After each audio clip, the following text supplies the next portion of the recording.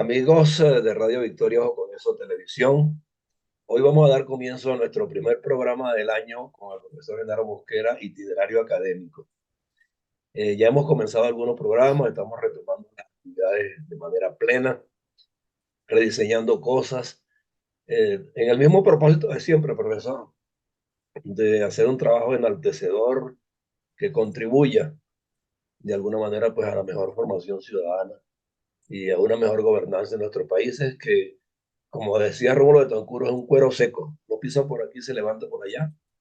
Pero la lucha tiene que continuar Así es. y fundamentalmente, pues, bajo nuestro enfoque editorial, la academia ha sido, de alguna manera, el punto clave a defender a como dé lugar, porque de él emana todo lo demás: progreso, desarrollo, conocimiento, sabiduría.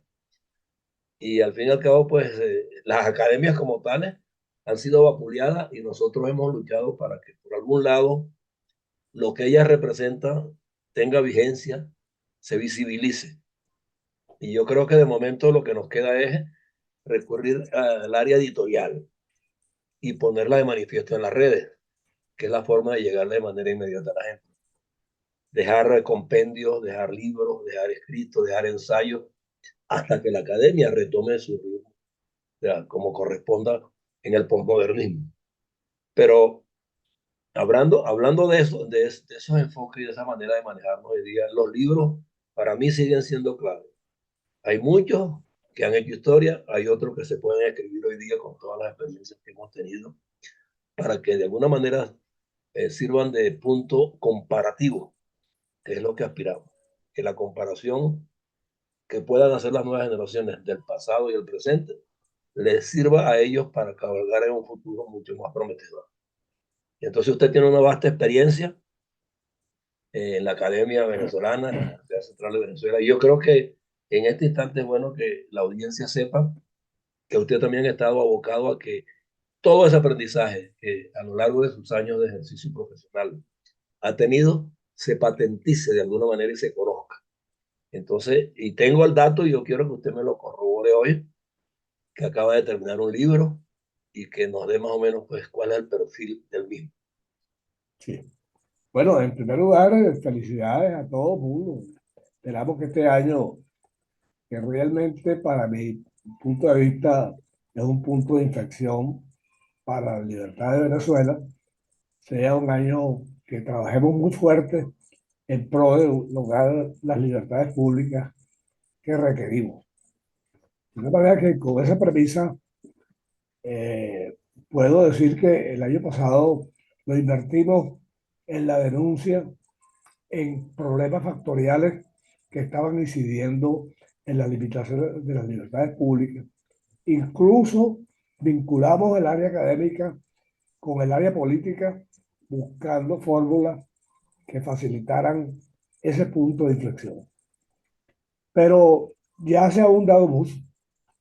Organizaciones de todo tipo, mundiales, por países, en Venezuela, los grupos se han mostrado activos, han tomado en buena medida los insumos que se producen como consecuencia del análisis serio y han tomado iniciativas que conducen a tener al menos una posibilidad de cambio importante y eso hace que se abra un frente donde mucha gente debe participar y efectivamente el programa que tú diriges acoge puntos de vista de distinta naturaleza y esa reflexión me llevó a que realmente es importante ver en qué medida vinculamos el sector académico, el sector universitario a esas estrategias de cambio.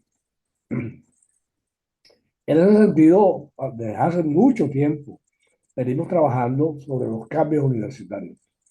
Esas reflexiones se han debatido en congresos, foros, seminarios, en la internalidad de la propia universidad, en organismos internacionales, y eso ha dado fruto a reflexiones, a puntos de vista que se han sostenido de manera precisa sobre aspectos fundamentales de la vida universitaria, pero yo me entretuve un par de años en sistematizar en buena medida un trabajo que comenzó hace ya unos 10 años atrás en la Asociación Venezolana de Rectores Ujú, Universitarios, donde yo dirigía en aquella oportunidad la Comisión de Política Universitaria y comenzamos a trabajar en sistematizar planteamientos que condujeran a un cambio dentro de un marco de libertades, ujú. porque hablar de cambios en unas condiciones totalmente restringidas como las que tenemos en Venezuela es prácticamente perder el tiempo. Wow. Y eso es una de las principales cuestiones que nos separan, porque yo no creo en esa conciliación que se está buscando con el gobierno, porque es una mentira, es traficar, es discutir cosas que no van a ser concedidas jamás. Y la prueba está en que en buena medida la gestión universitaria está en la calle, pero discutiendo cambios no, está discutiendo un cambio de salario. Sí, O sea, en realidad lo que están haciendo es buscar mejorar las condiciones de vida, que es lícito, es correcto, nadie puede trabajar por $15, pero yo creo que el objetivo va mucho más allá. pero Es un objetivo de si país. merma la formación, que es lo que me preocupa, si merma la formación, aspira a lo que aspire, no lo vas a alcanzar, porque para alcanzar el objetivo de mejores salarios, tú tienes que empezar a dar aportes sustanciales y de forma gradual hacia adelante, no hacia atrás. Exactamente, exactamente. Entonces, bueno, es lícito que los gremios, tanto de maestros como de los profesores universitarios, estén en la calle reclamando sus derechos. Pero eso va mucho más allá de ese planteamiento que es puntual, que es de supervivencia, que es salir de la humillación de no tener cómo comer ni cómo sostener un nivel de vida adecuado. Ese es un tema que tiene prioridades para ser resuelto. De tal manera, pues que ese tema yo se lo voy a dejar a el resto de los comentaristas que tiene ojo con eso en el programa que tú patrocinas favorablemente y que realmente pueden explorar posibilidades políticas de todo orden en el cambio que estamos esperando para llegar a las libertades fundamentales del venezolano como ciudadano. Sí, ¿no? Y hacer esas aportaciones en todos los órdenes habidos y por haber del quehacer humano, que es lo que la academia en sí representa, si a ver, vamos, Claro, ¿no? Y exactamente. afinar los métodos y actualizarlos. Y yo creo que la experiencia que hemos vivido en estos 25 años obliga a que en lugar de estarnos quejando, estemos procurando nutrirnos de lo que Claro, estamos viendo en otras partes, que es bueno y es positivo, para ver cómo lo asimilamos en función del rescate institucional y de todos los órdenes en Venezuela pues, y en el continente mismo, porque es que no solamente Venezuela, hay otros países que tienen las mismas torceduras ideológicas y políticas. yo he estado en los últimos 3 meses haciendo giras constantes en universidades prestigiosas de América Exacto. Latina y de Uh-huh. Estados Unidos y hemos discutido el tema. El tema porque es continental, ese no es un tema de la transformación Es universitaria, global, es global, es es global. global, es global y por ahí podemos empezar. Y yo pretendo, con el permiso de ustedes, que en unas 10 sesiones podamos ir desmenuzando cada uno de los obstáculos que se presentan para desarrollar cambios en la universidad y tratar de colaborar con análisis que son globales, de producto de investigaciones y discusiones de todo tipo, llegar a cierto tipo de planteamientos que induzcan un cambio y se tomen los elementos fundamentales particulares de cada universidad para avanzar en el tema. Claro, Sin y eso, vamos a tratar de graficarlos también, que es lo que yo digo. O sea, esa cátedra que no tenemos hoy día en los salones de las universidades y de la academia, de las escuelas y los liceos, vamos a ver cómo aquí la posicionamos de alguna manera para que la gente la asimile de manera mucho más gráfica. Y claro, yo estoy exactamente, intentando que en las producciones que vayamos a hacer de ahora en adelante se hagan programas de liderazgo, de ciudadanía, de gobernanza y de muchas disciplinas habidas y por haber, que también son prácticas y que aquí podemos mostrar las herramientas que existen para acceder a ellas. claro, claro, exactamente. Bueno, yo creo que la primera cosa que deberíamos enfocar en este primer programa del año sería un poco examinar los antecedentes de este tema que tiene vital importancia para el desarrollo de la propia universidad y del país, Exacto. porque inevitablemente el sistema universitario y en general el sistema educativo está vinculado a las políticas públicas, porque eso Claro, es la esencia del ser humano. así es. Bueno, yo diría que las primeras consideraciones generales que podemos abordar hoy están relatar un poco esas experiencias que hemos vivido y que no han dado resultados. Exacto. Simplemente se han hecho enunciados formales con mucho criterio y mucho sentido realista, pero que los obstáculos que han puesto los gobiernos han sido más fuertes que las propias iniciativas universitarias. Hemos estado hablando contra unas paredes Francamente, y unas paredes que realmente no aportan. O sea, no ofrecen ni siquiera un poquito de pintura, de colorido, por ningún lado, exactamente. ¿no? Pero este tema nuevo, moderno, posmoderno, Sí, comenzó a trabajarse seriamente en los 80, donde los organismos internacionales como la UNESCO y la misma Banco Mundial comenzaron a estimular a los gobiernos de la necesidad de ajustar el tema universitario en sus productos, en sus ofertas, al sistema productivo, ujú, vista la visión que se tenía de una globalidad en marcha. sí, Pero ese tema fue desarrollado en varias conferencias internacionales, en reuniones particulares en cada universidad, y finalmente se llegó a la conclusión de que efectivamente era una necesidad palpable que las universidades acoplaran todos sus sistemas de oferta académica y de investigación al sector productivo, cuya globalidad comenzaba a desarrollarse bajo la visualización ya prematura de los grandes cambios tecnológicos que vendrían en el futuro. exacto. Bueno, eso condujo a que el primer obstáculo que apareció en el camino fue el financiamiento y Ujú. que sigue siendo Sigue uno de los siendo, temas sigue siendo, más sí, fundamentales. sí. Entonces, claro, los gobiernos no van más allá de no estimular el presupuesto universitario porque siempre en el fondo, no importa si es democrático o es dictatorial, el control de la ideología universitaria se hacía presente en prácticamente en los líderes de los gobiernos. Y ese tema, a pesar de que ellos mismos provenían del seno de las universidades, sabían que podrían ser un obstáculo formidable al desarrollo de sus políticas particulares de los gobiernos. Y eso lo vivimos de los 80 para acá. Sí, Inclusive demócratas como Rafael Caldera tuvieron la osadía de incluso de intervenir en la universidad, de sí, meter tanques de guerra en la sí, universidad. señor.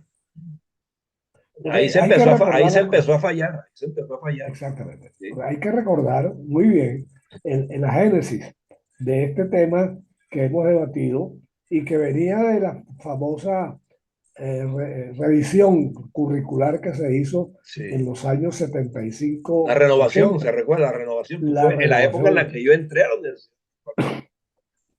Empezó allí, sí. Bueno, hasta el sol de hoy, esa renovación no se ha No se ha profundizado. producido.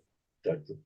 Ahí tenemos un segundo obstáculo a destacar en esta primera aproximación a un cambio fundamental en el segmento universitario. Esto vino acompañado entonces de reclamos de financiamientos internacionales, de favorecer la formación a niveles de doctorado o a niveles de posgrado de mucha gente que dieron origen incluso al aquel famoso programa de la Fundación Mariscal de Ayacucho, Maricaya de Acucho, sí. que formó cientos Sí, de señor. personas con calidades académicas que hoy en día tienen impacto formidable en la sociedad civil. Sí. Yo tengo De tal manera, experiencia en pues, eso, yo tengo experiencia en eso, porque en esa época uno de mis hijos actualmente recibió ese beneficio del plan de becas que era Maricaya de Acucho, y hoy día exactamente, me siento orgulloso pues de que así haya sido, claro. porque él en su desempeño pues está demostrando que efectivamente alcanzó las herramientas suficientes para estar vigente hoy en un mundo tan convulso y tan complicado. Y eso tuvo sus efectos que incluso se están beneficiando a países desarrollados. Sí, señor. Pero en el caso nuestro, por ejemplo, hubo toda una meritocracia que se desarrolló logrando que los profesores se formaran y llegaran a los máximos honores. Exacto. Inclusive hubo una sensibilidad importante en los organismos públicos, quienes obligaban a sus funcionarios a estudiar posgrado, Exacto. casi obligatoriamente para meterse en aquella famosa escala que se llamó desarrollo de la carrera pública, de, Exacto. la, de ser funcionario público de carrera. Sí. Y eso requería una serie de requisitos para llegar a ser director o Se jefe de crearon una los de verdaderos colegio, escalafones. Había que cumplir una etcétera. experiencia previa para escalar al siguiente cargo, ¿no? Bueno, eso tuvo su impacto en esa época. Sí.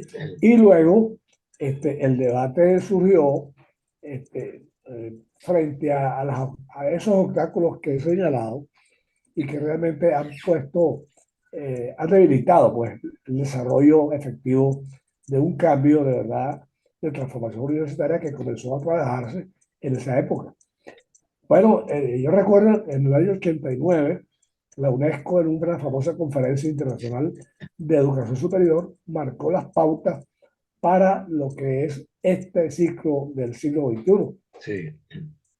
Bueno, yo diría que bajo análisis riguroso, muy pocas universidades se adoptaron a esas recomendaciones, producto precisamente del debatir político y de los enfrentamientos que surgieron a partir de los años 99, cuando Sí. ya hubo una crisis importante y se aprovecharon fuerzas que tenían que ver con un modelo completamente diferente de lo que era la educación, tratando de pasar una tabla rasante en la meritocracia universitaria y convertir a todo hombre en semejante e igual, todos contra todos. Y Sí. ese es un error que ellos llamaron eufemísticamente el hombre nuevo y que Exacto. lamentablemente no condujo sino al deterioro de la calidad de la educación. No, Y sí, ese factor sí. de la calidad de la educación se empezó a debatir en los 90 con precisiones formidables de que había que lograr la calidad en la educación universitaria y finalmente se tomó como una especie de eslogan y todo el mundo habla de la excelencia y de la calidad, pero no la practica. No la practican, no la buscan, sí. Bueno, nosotros justamente en gestión comunicacional, que es uno de los factores que nosotros consideramos determinantes para que estos postulados encajen adecuadamente en las sociedades de hoy, estamos yéndonos a la vía de procurar que este tipo de proyectos que nosotros hemos emprendido, que yo sigo siéndome, considerándome orgulloso de haberlo iniciado y que sé que hay algunos que también van en la misma dirección, pero deberían estar más generalizados, es esta parte formativa en las redes, porque es la única herramienta de comunicación disponible que Claro, tenemos hoy día. ahí está el tema, porque entonces, claro, en aquella época, todos nosotros que estábamos en una situación privilegiada de desarrollo científico, Sí, empezamos a ver que la transformación universitaria tenía que vincularse de una manera u otra con el desarrollo avasallante de las nuevas tecnologías, así es. cosa que efectivamente ocurrió. Claro, en aquella oportunidad yo tuve la ocasión de revisar todos los antecedentes y el libro que acabo de terminar, los primeros capítulos, necesariamente uno debe construir los antecedentes para que se comprenda que históricamente ha habido claridad conceptual en abordar el tema, pero que en la práctica los obstáculos han podido más que la intención de cambiar la universidad. Entonces, en este momento lo que está previsto es intentar una aproximación al cambio dentro de las condiciones naturales que existen como políticas de gobierno. Así es. De esta manera, pues que en ese sentido, fíjense que venimos de una acción muy profesional de organismos que impusieron una línea de conducta y se logró mejorar la calidad, formar gente a alto nivel para enriquecer la meritocracia universitaria, se logró una meritocracia universitaria, se logró la democratización de las universidades Sí, y la señor. aplicación de la autonomía, se masificó con un regulador importante la masificación universitaria, para no caer en lo que hay hoy en día, 200 universidades que no tienen Sí. calidad Que lo que y están cuyos, generando es generando empirismo, claro, y cuyos títulos no reflejan la competencia de la cada quien. capacidad y la competencia, exacto. Entonces, bueno, siendo así, incursionaron en otro elemento importantísimo del cambio, que fue la evaluación universitaria. Mm, Entonces, esa moda la compraron los argentinos, chilenos y mexicanos. mm. Y ellos comenzaron a trabajar en evaluar el sistema y sobre esa base autoevaluar sus propios sistemas y producir cambios importantes. Pero los cambios tampoco fueron profundos, porque había un prurito de que vincular la universidad con el sector productivo era algo así como privatizar la universidad. Sí, sí, no. Entonces, ese prurito eh, eh, priva en las mentes de muchos investigadores y profesores que creen que estar encerrados en las cuatro paredes de una universidad les permite a ellos aislarse de una manera autártica de las responsabilidades que tienen con la sociedad. Sí, no. Bueno, ese es un tema muy, muy escabroso, pero que hay que citarlo. Lamentablemente en Venezuela no avanzamos y simplemente los otros países de América Latina lo que hicieron fue copiar el sistema, pero nunca lo aplicaron. Mm. Hasta el punto que hoy en día, pomposamente, hay un sistema de acreditación universitaria, que usted lee los reglamentos y parece un libro del siglo XXIII, Sí, porque simplemente sí, abordan todos los temas y la calidad y la forma de actuar y la forma de llevar a cabo un proceso educativo dentro del marco de la nueva tecnología. de Pero es, categorías. pero es pura laraca, es puro discurso, es pura narrativa. No Sí, se aplica nada. sí, Es más, es imposible aplicarlo por los problemas de financiamiento, por los problemas de la meritocracia, por los problemas del éxodo profesional y una serie de condiciones que las universidades tenemos en este momento que no han permitido avanzar ni un metro.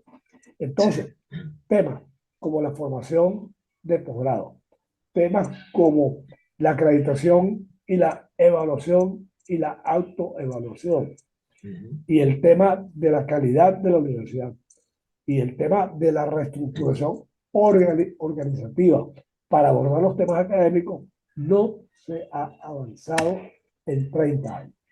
sí. Entonces, Bueno, claro, hoy en nosotros día, vamos a seguirlo abordando con detalles, pues justamente a partir de ahora, que claro, usted ya ahora tiene su libro y de alguna manera podemos pormenorizar los distintos tramos que habría que ir cubriendo.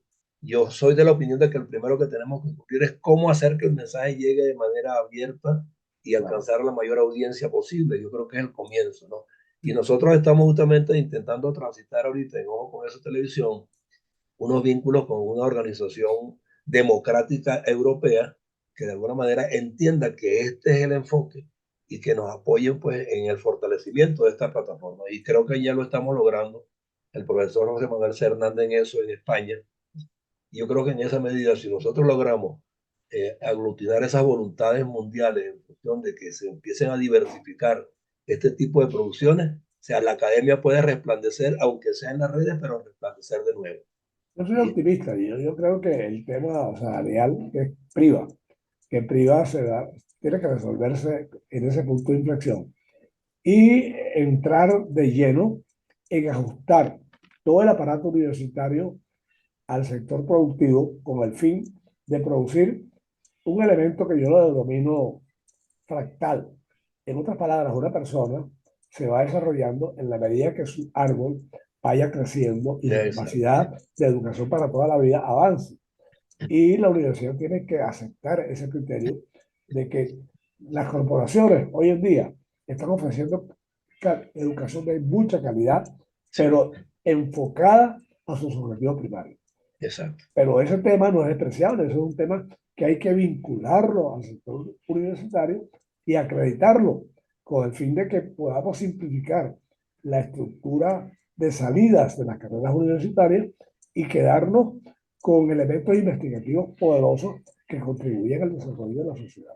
Sí, Bueno, este es un primer paneo de lo que podría ser los antecedentes de la transformación universitaria y luego en sucesivas entregas vamos a ir acotando la problemática educativa global, particular, sectorial, para luego ir examinando los nodos que existen sobre los obstáculos que tiene el cambio universitario para ofrecer fórmulas prácticas que permitan avanzar, al menos en buena medida, en lo que se Sí. llama cambio universitario. Y bueno, y tener claro que en el sector privado también todavía hay reservas importantes de gente que fue emprendedora y logró objetivos trascendentes en el país y fuera del país, que hay que atraerlos y sumarlos para que nos apoyen en esa iniciativa, porque ellos a la larga, de alguna manera, fueron mecenas en ese sentido. Ellos ayudaron a que muchos ciudadanos se formaran en sus propias empresas, los mandaban afuera a actualizarse tecnológicamente, los mandaban a hacer cursos, y yo creo pues que es el momento de convocarlos también para ver si juntos podemos amalgamar pues un proyecto que nos permita entregar esa enseñanza en la forma práctica a través de las redes como lo hemos propuesto nosotros desde un comienzo, ¿no? Y Un buen podemos ejemplo, conseguir esos apoyos.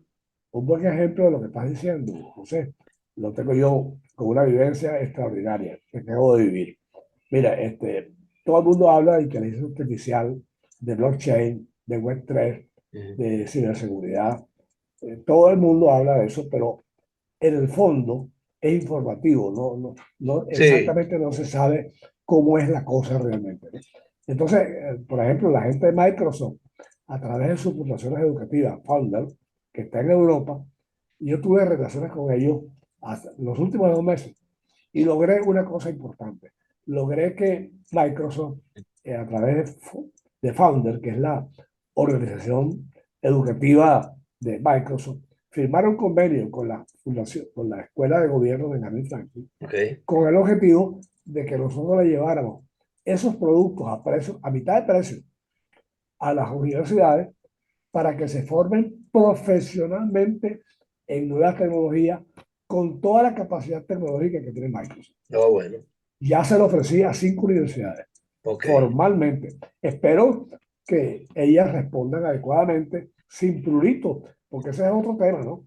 La ideología empieza a decir, bueno, ¿cómo es posible que la Microsoft esté dando programas académicos en la sí, sí, Universidad Central de bueno, Venezuela? pero eso es propio de gente como esta que está inclusive cuestionando a ciertas ONGs que hacen labor social, que ayudan, que fomentan la cultura, porque es que les incomoda que la gente sea crítica. Y esos son los políticos que justamente estropean el propósito de progreso y desarrollo. Con la ventaja que ellos han dedicado miles de millones de dólares al desarrollo Claro, de esas cosas. Y claro, la universidad, por más que quiera, no va a poder invertir en esos desarrollos. Entonces, si exacto, ellos quieren, de un acuerdo, ceder tecnología en una transferencia adecuada, pues bienvenido. exacto. Bueno, vamos a procurarla y vamos a seguir trabajando en ello. Y usted sabe que Ojo con esa televisión pues está presta desde un comienzo y de alguna manera aspiracionalmente cuando abrimos estas plataformas pensamos que podíamos llegar a eso y yo creo que nos estamos aproximando porque hemos Bien, sido persistentes. Yo creo que ser persistente es la clave para alcanzar grandes objetivos. No hay otra forma. correctamente. Sí. Un abrazo entonces. Igualmente. Hasta Y luego. nos hablamos después si es necesario alguna llamada en particular antes de armar los programas respectivos para Con estructurar todo gusto. la metodología de entrega, ¿ok? Con todo gusto. Seguro. Un abrazo. Hasta luego. Bye.